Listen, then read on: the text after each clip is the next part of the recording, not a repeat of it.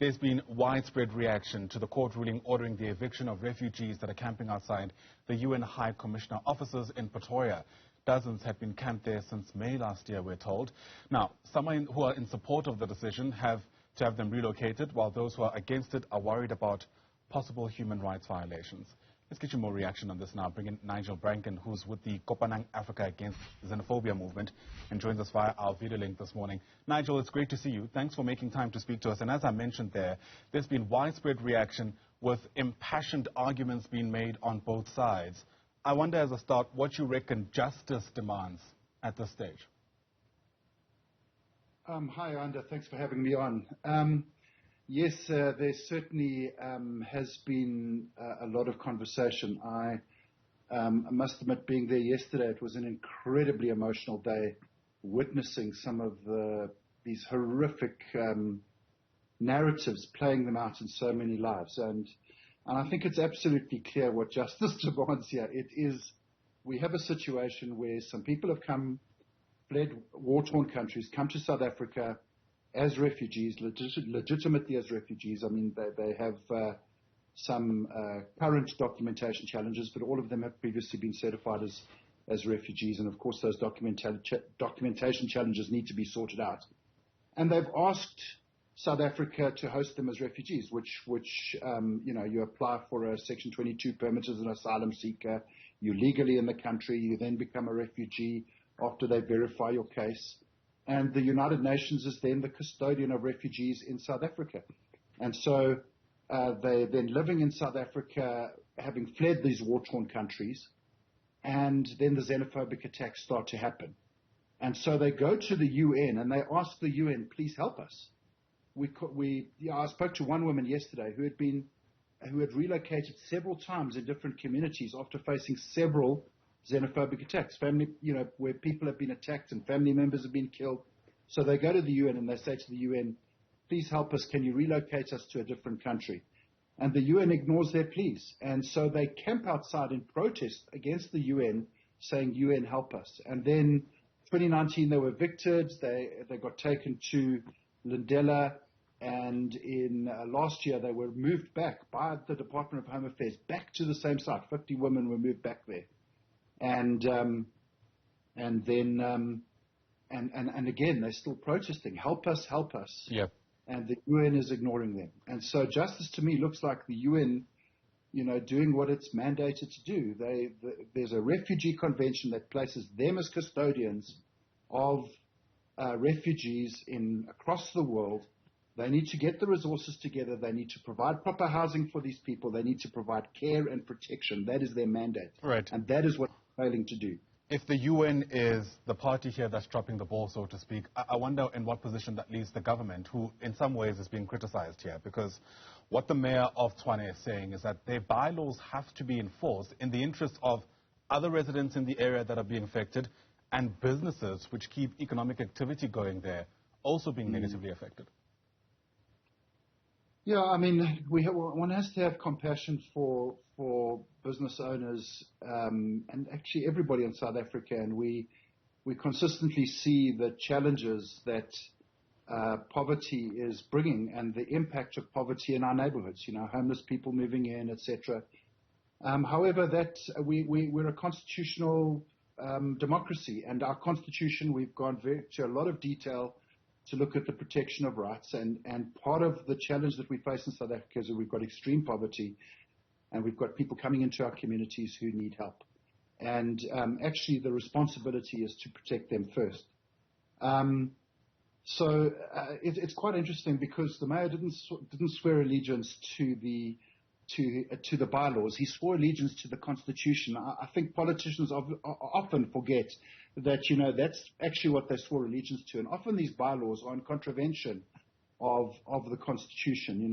In Johannesburg, where I live, we've challenged some of the bylaws and they've been found to be unconstitutional. I know that in Pretoria, similar stuff has happened. So I would say to the mayor that actually, there are common interests that need to be met, and his role should really be to get behind and advocate for for the UN to fulfill its mandate. Yeah. And of course, that doesn't deny the responsibility of the city of Tshwane in terms of our legislative framework for providing alternative accommodation.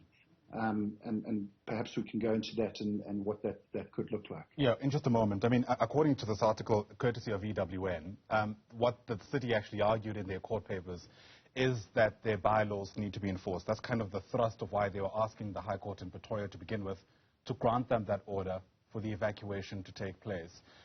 Again, and that takes us right back to where I started, right, around what justice actually looks like in this context. Because if, to use your words, we live in a constitutional democracy, something ought to be said about the integrity of the law and our ability to enforce that in all circumstances.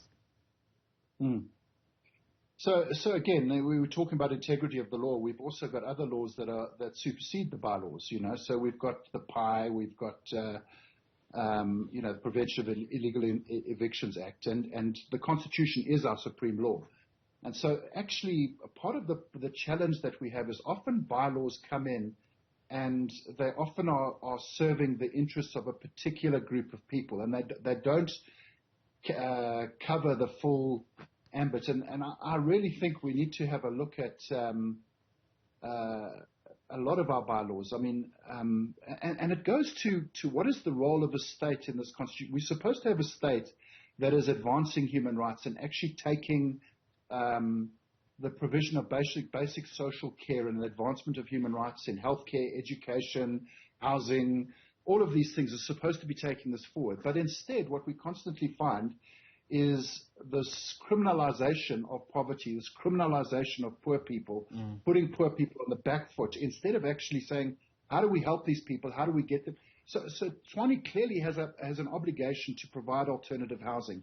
The court ordered them to provide alternative housing, and of course what they then went and did was they provided alternative housing in the form of Lindela, right?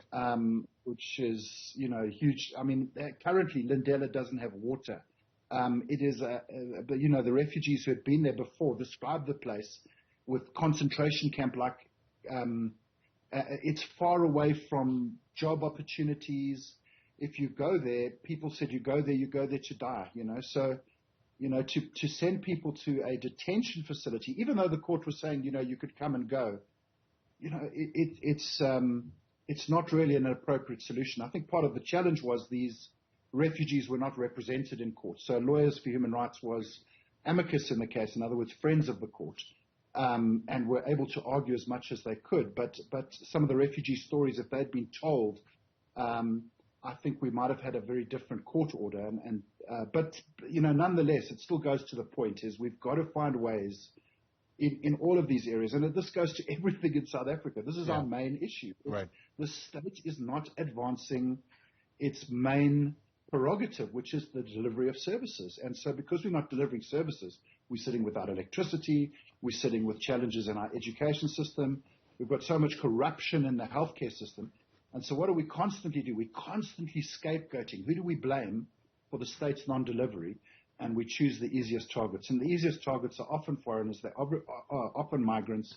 And we've got to stop that. We've got to start to analyze problems properly and say, let's start talking about what a competent state looks like and what delivery of services look like.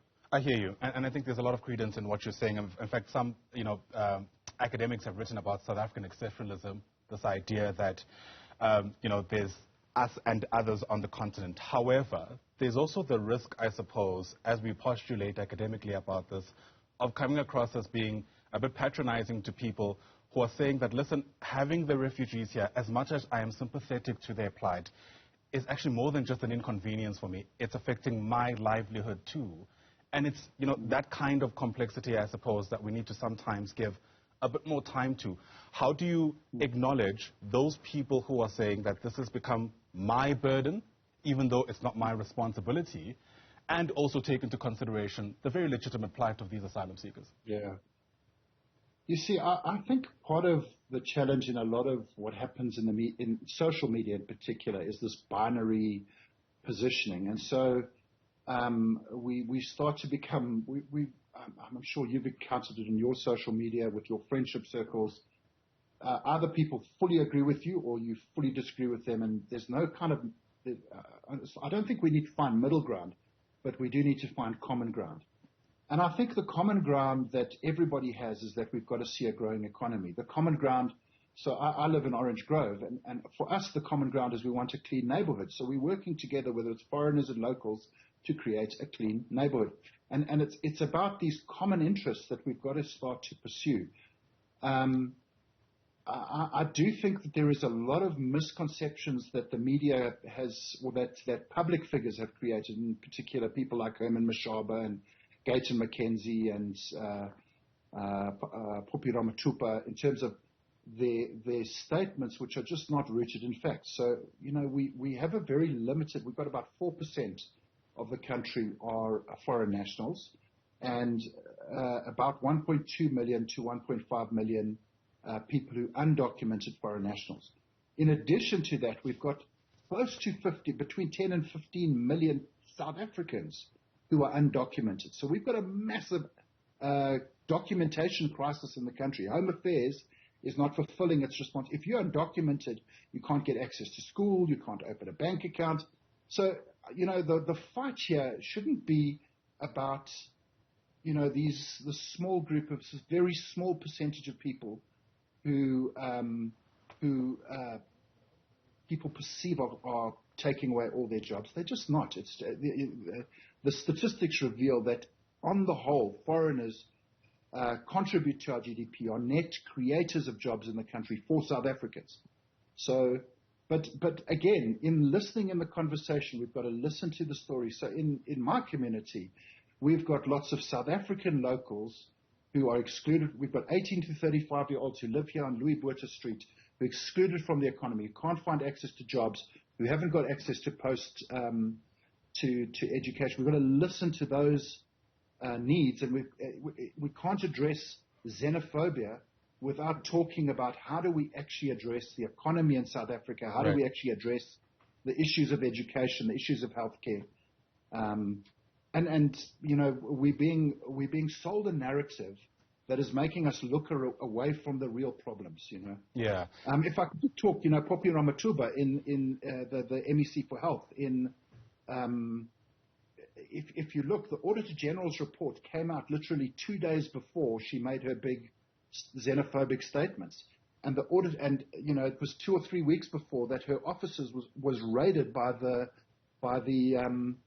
Hawks, and looking at a 932 million rand corruption scandal that had happened with PPE. The Auditor General's report has maybe got 2 or 3 billion rands worth of corruption, and she's got 120 million rand unspent in her budget. And then she goes and she says, basically, it's foreigners to blame for the non-service delivery in my department. And again, we just buy into this narrative, foreigners are to blame, instead of actually saying, well, what is the real challenge here? We've got a complete mismanagement of the Department of Health. It's been put under administration 3 times in the last 15 years. Yeah. We've got to deal with the real issues and stop blaming the poor and start actually working out how to sort these problems out.